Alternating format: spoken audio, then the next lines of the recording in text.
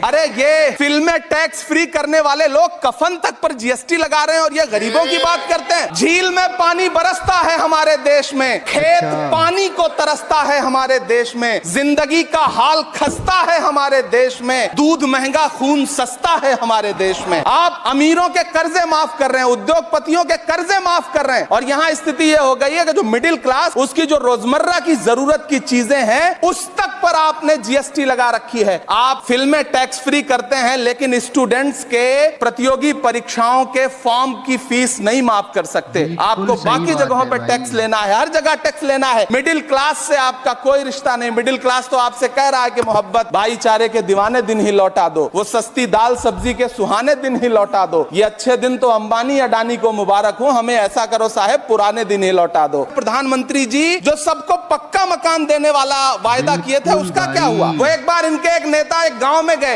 और उन्होंने गांव में कहा कि गांव वालों आओ, मैं तुम्हारी समस्याएं समाप्त करना चाहता हूं। गांव वाले इकट्ठा हो गए। नेताजी ने गांव वालों से कहा बताओ तुम्हारी दो समस्याएं बताओ, मैं दोनों समस्याओं का यहीं पे समाधान करूंगा। तो गांव वालों ने कहा साहब हमारी पहली समस्या है कि हमारे यहाँ कोई हॉस्पिटल नहीं है। तो नेताजी ने मोबाइल निकाला, कहीं फोन मिलाया और मिला के फोन पे पता नहीं क्या कुछ कहा कि यहाँ गाँव में हॉस्पिटल नहीं है, हॉस्पिटल तुरंत यहाँ हॉस्पिटल चाहिए। गाँव वाले खुश हो गए कि 1 मिनट में यहाँ हॉस्पिटल आ रहा है। अगली समस्या के बारे में उन्होंने नेताजी ने गांव वालों से कहा कि मैंने आपकी पहली समस्या समाप्त कर दी, दूसरी समस्या बताओ। तो गांव वालों ने कहा साहब इस गांव में कोई भी मोबाइल का नेटवर्क ही नहीं है। ये है इनके काम करने का तरीका, ये है झूठ बोलने का तरीका।